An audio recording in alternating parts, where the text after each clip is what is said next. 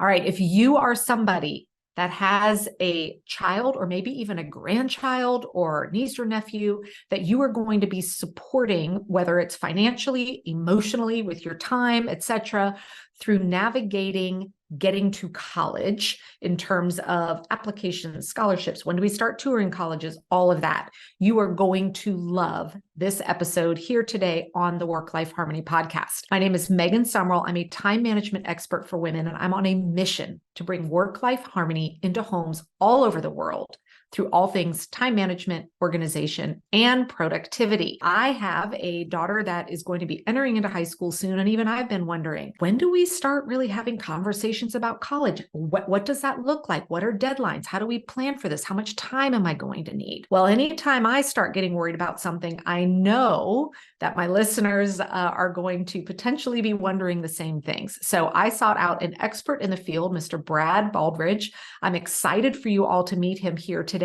And he's really going to help us understand what he calls both early stage and late stage planning. And what does that mean? When should we start? What do some of those activities look like? If you are someone in need of support through all things planning and managing your time, make sure that you hit the like button here, subscribe to this channel so that you do not miss any future videos.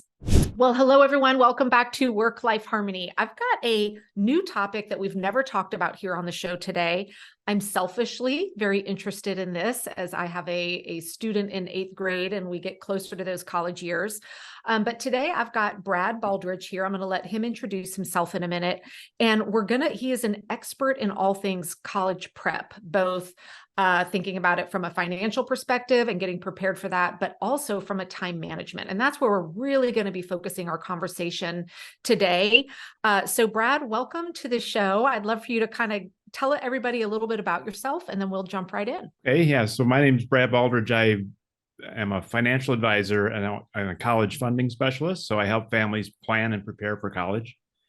And I work mostly in what I would call late stage, and we'll explain what that is in a few minutes here probably. But families in high school trying to figure it all out. There's lots to do, and it can be overwhelming, both from what the students need to do and what the parents need to do. So I've been working about 15 years now and launched a podcast and got very involved in, again, figuring out how college is going to work. And for a lot of families, it's going to be a lot different than the way their brother-in-law did it or whatever. So 100%. It's important that you kind of build a plan that fits your situation and not worry so much about how others are doing it. Well, I know when we were talking earlier here before we started, you were talking about the difference of there's the early stage planning versus the late stage planning. What is the difference between the two? Late stage planning is we're there now, right? We've got kids in high school and we're looking at college and saying, oh, there's lots to do now. We've got to figure out where we want to go, how we're going to pay for it. We've got to figure out the process of applications for admission, applications for financial aid.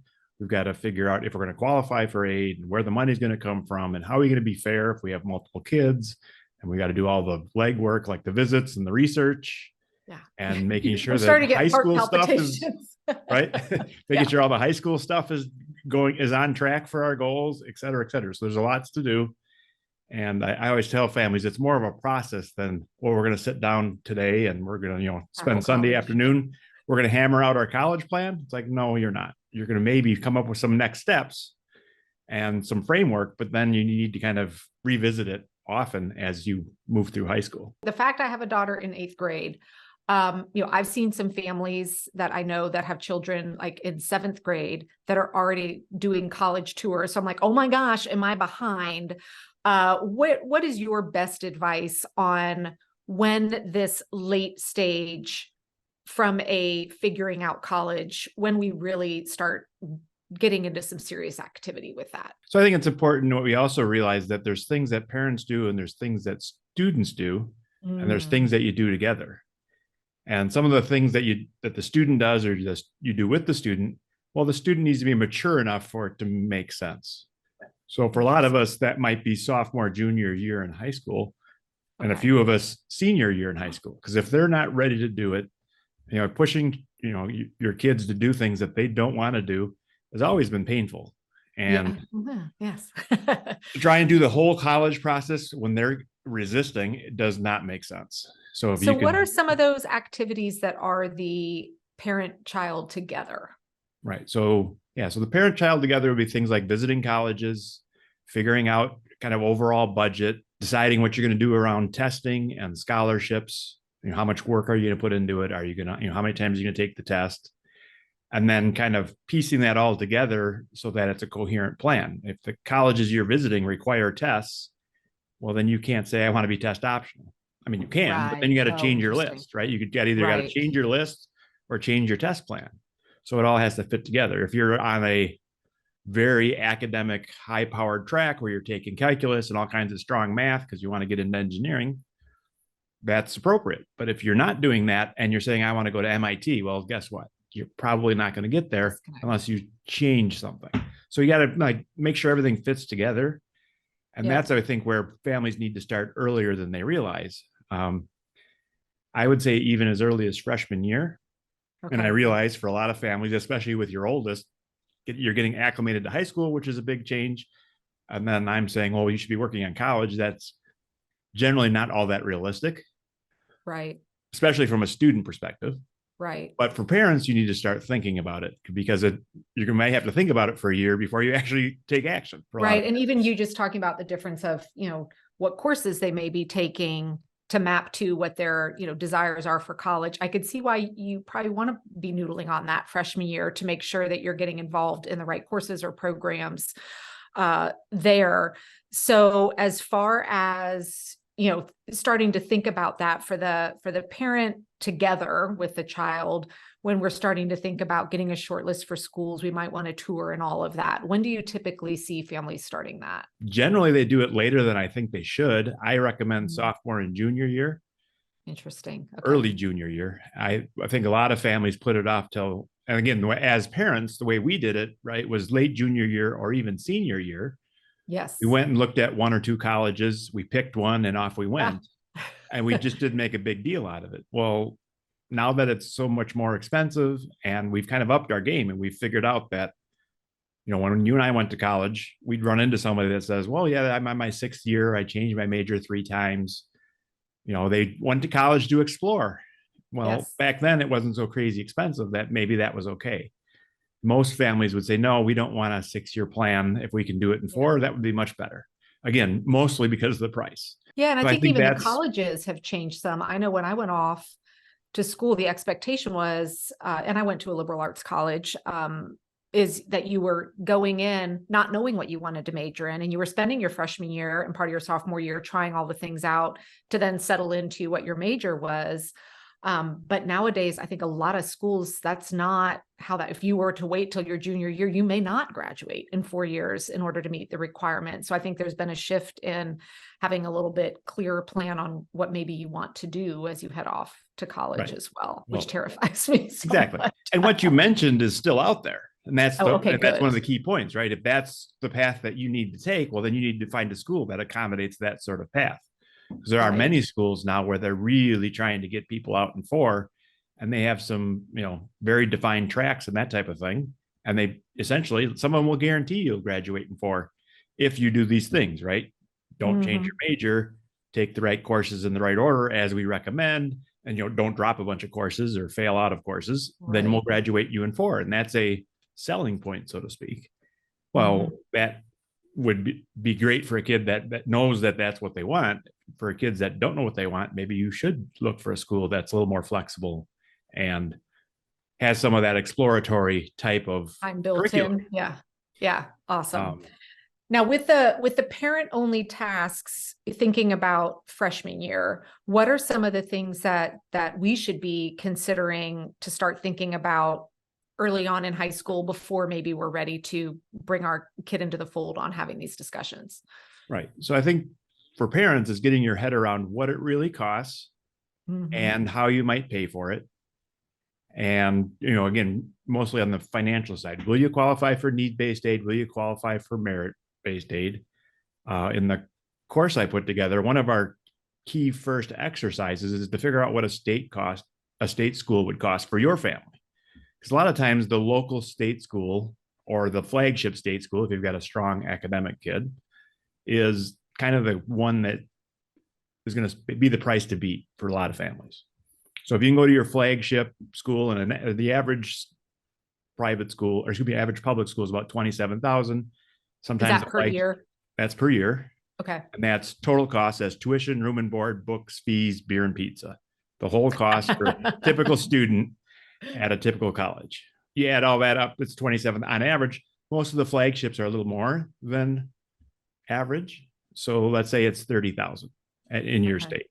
Well, it starts at 30, but your student can borrow 5,500, and probably they can work summers and weekends and whatever and make 5,000. So now there's 20,000 left for mom and dad to pay. And maybe you've got some savings, maybe you don't. Maybe you've got a couple thousand a month that you could be saving, maybe you don't. So there's all these different, pieces of the puzzle. And then there's loans to fill the gaps. And a lot of times now grandmas and grandpas are a part of the plan, or could be. A lot of times I hear things like, well, grandma's got some money for college. Well, how much? Well, we don't know. Well, how if you ask? So we can make that in the plan. You think she'd answer the question? Oh yeah, I'm sure she'd be very helpful. We just kind of are shy about it. It's like, well, we're there now. So we really do need to understand, is it 10,000 a year or 1,000 a year? Pay all of tuition? I mean, what is grandma really saying when she wants to help for college? Right. And I can see why thinking about that, even late stage middle school, isn't necessarily such a bad idea if you're, just now thinking about what our desires are for paying for college and how we're going to get all of that in place. Right. And the other thing to think about is there's a lot of situations that get more complicated, and that warrants spending more time and effort on it. If you've got twins and triplets, if you've got a blended families where now it's like, well, divorced parents need to figure out how to get along to figure out college.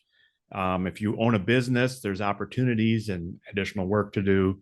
If your student's going to be a student athlete or might be a student athlete, there's that additional stuff to learn.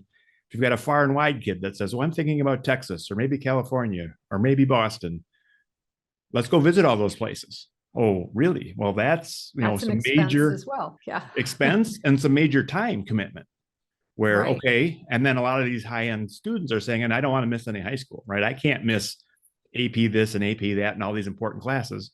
Well, then once you pull out a calendar and start trying to block all that in, it's like, okay, well, we can use this spring break for this, and we can use this for that. Maybe we'll have to do something on the summer, and again, as you start laying it out and planning it out, it becomes much more obvious what, where the choke points are going to be and what the problems are. Absolutely.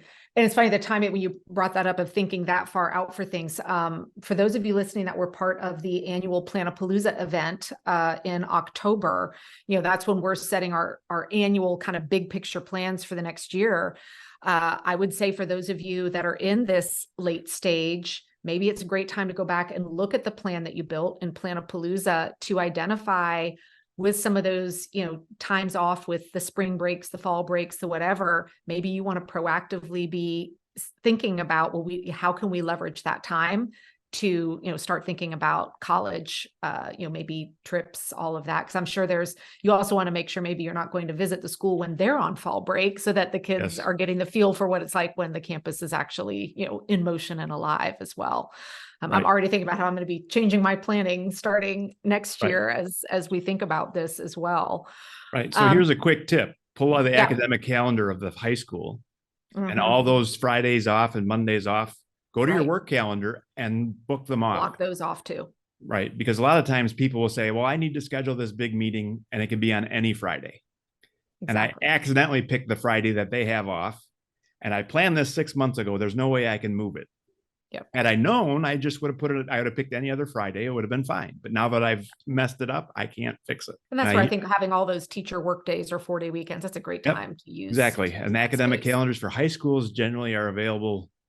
Oh, they're out now for the next calendar year. Yes. Yeah. They're putting them together so they're available out there. You just have to spend the time to find them and then coordinate that. And then and a lot of times then students will also have their busy times, right? I'm very active in this sport or that sport. Right. So or exams or something like that. Exactly. Yeah. Springs don't work or falls don't work or whatever, right? Imagine part of the that musical. maybe even if you went into the school guidance counselor at the beginning of the school year to even get their recommendation on, hey, what are good times with our academic calendar here that we want to think about, knowing exams and schedules and all of that within a school. I think that'd be a great resource to go to. When you start your planning process and you're thinking about, getting your short list of schools and all that, are there any kind of organizational tools that you recommend to kind of try and keep all this information in one place as you're navigating this whole late stage planning process? I have a course where we kind of work things out, but it's not rocket science. I mean, you certainly can use something. Don't overthink it. Right. Exactly. Okay. It's not like you need to have go spend get the $70 binder or something. I mean, you can if that's the way you roll. Everyone listen, this is not an excuse to go buy another notebook. You probably right. don't need it. Right. Any sort of note app, or, I mean, for my kids, it was just a 3-ring binder where with blank paper in it, we'd write down notes and say, all right, well, based on what we did today, here's what the students are going to do. Here's what the parents are going to do. And then the real trick is to have that meeting 3 weeks later and say, well, did you do this and do that? Well, no. Okay. Well, when are we going to, kind of moving the ball on a regular basis and whatever works. And a lot of times if you tie it into your work calendar or tie it into however you run your life, you probably want to put college into what you already have versus start another system for most families. Yeah. And I'm thinking for those of you listening that are in the top program, you could start thinking about what things belong either on your weekly checklist or your monthly or your quarterly checklist to go into your planning process.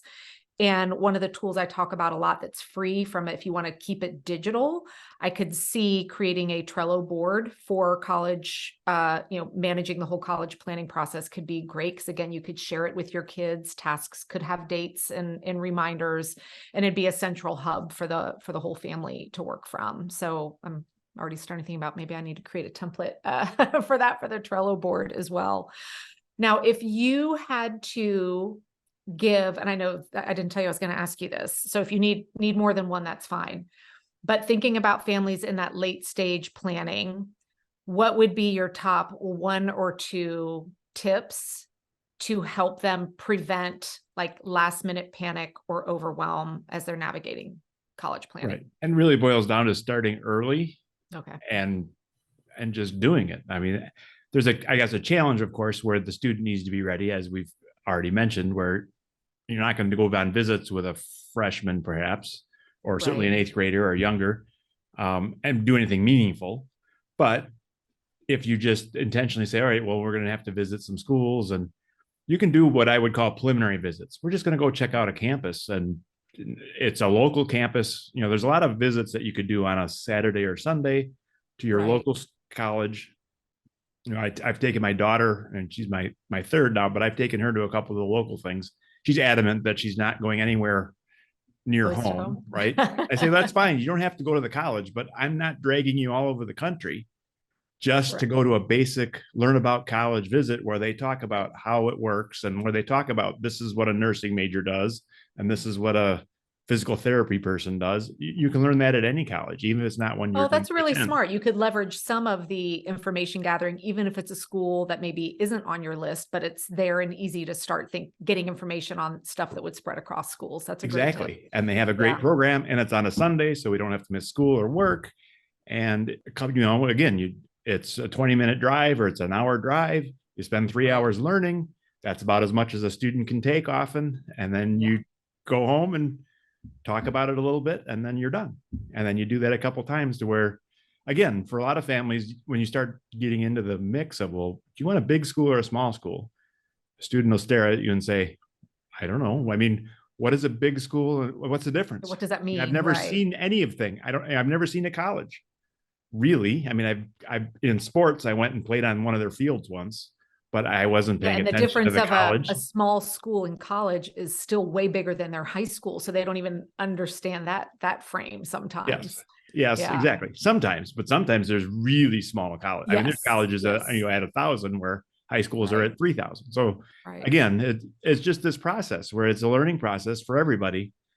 And if you start earlier and spread it out, there's just a lot less pressure. And, there's I get calls every year with parent, like right now in the fall, I'm getting calls from parents of seniors going, oh my God, we got to figure this out. And we're way behind. And how are we going to pay for this? And it's like, we kind of call them the hair on fire crowd where, yeah. And we can help, but most of the time it'd be like, you really could have done that, called me a year ago, and this would have been much easier. Right. Because we're really behind the 8 ball now. And I think So for a lot of families, they don't realize, because it's gotten more complex and there's all these different programs out there and all this stuff to learn. That's the thing is, if you don't, I don't even know what I don't know yet. And so giving yourself that space and time to uncover as we go. Now, I know you have a lot of incredible tools, courses, etc. Tell everyone a little bit about how you support families that are ready to get some help with this. Yes. So I have a website, Taming the High Cost of College. .com, and you can go there. We also have a podcast of the same name. So there's about 100 and some episodes there of all kinds of college related stuff. Great resources there for sure. We've got a free newsletter. We've got things like the scholarship guide for busy parents, where, the goal of that mini course is not to teach you how to get scholarships, it's to teach you what you need to understand about scholarships so that you can then decide, well, am I going to go down that path? And how hard do I want to work at it? Because scholarships could be a huge project, or it could be, we're just going to skip it and focus on something else. And how do you make that decision? For a lot of families, they just run out of time, and that's why they don't do scholarships, as an example. Right. But if you do want to do it, get involved and learn about it, and then you can decide if it's the right path. And it's a great idea for many families, but certainly not all. So those types of resources, we've got cost of colleges by state, where you can look up not just the full price, the list price, but a lot of these schools offer scholarships and other discounts where, a $70,000 school might only cost $30,000 for families with this type of income. Right. Which, while now you say, well, wait a minute, if the state school is 30 and this school is 30, now I can pick the one I like, because the price is relatively the same. And that's no accident, by the way. I mean, a lot of schools realize that they're competing with that flagship state school. And for some, they might have to be, similarly priced, or they're just not going to attract students. They're not going to get the students. Oh, this is so good. I tell you what, you've got me motivated to think about when I'm going to be doing my planning for 2025, because we'll be, I'll have a daughter in high school then, to start thinking about what are the things that my husband and I are going to be doing that year, instead of potentially waiting till, what I would have thought was, we'll start thinking about it junior year of college. And now I'm realizing there's a lot of things we could be doing behind the scenes leading up to that junior year. So this has me feeling like a different view on all of this, which I really appreciate. Exactly. And especially the parent only stuff. Will we, the financial stuff, the budget, what's this, parents talking, well, what's our philosophy? Yeah. A lot of times we'll have one parent that says, well, my parents paid for everything and it was great. And then another parent might say, well, I had to do this, work my way through school and all that kind of stuff. Yeah. And I've had parents say things like, well, we're just not going to help. I work my way through school. They can work their way through That's school. what they're going to do. Yep. Wrong. Most school, again, because it's so much more expensive, show me a student that can raise, $25,000 a year to pay for college. Right. It's possible, but those kind of kids are rare. Yeah. And if you have one of those kids, great. But usually when you talk about the kind of the middle income families, right, where the kid says, when they're 12, hey, that iPhone's cool. And then one shows up. And then the next they say, I know you're tired of dragging me around to all these events and sporting. Well, I'm 17 now. If we had a car, life would be so much better. And mom and dad are like, yes, I think we'll make that happen, because it will make our life better. So that happens. And then, a lot of students think, well, mom and dad are going to shake the same money tree and voila, here's college. Because some student doesn't understand there's a difference between $1,000 phone and a $10,000 car and $100,000 education. Absolutely. The typical student says they're all big numbers. I've not ever seen any of them. They're all the same. And as far as I can tell, it's mom and dad's, it's not even a problem in their mind. They're just saying mom and dad's taking care of it. Don't have to worry about it. So again, getting into all that stuff earlier so that you have some time to figure it out and Then recover. you can be a unified front as you're heading into the kid involvement, which I think is exactly. And it needs to be realistic, right? You can't say things like, well, they're just going to pay for it all. That's your solution. And then when you get to the end, realize that they can't afford to pay for it all. Yeah. So a lot of challenges. Good.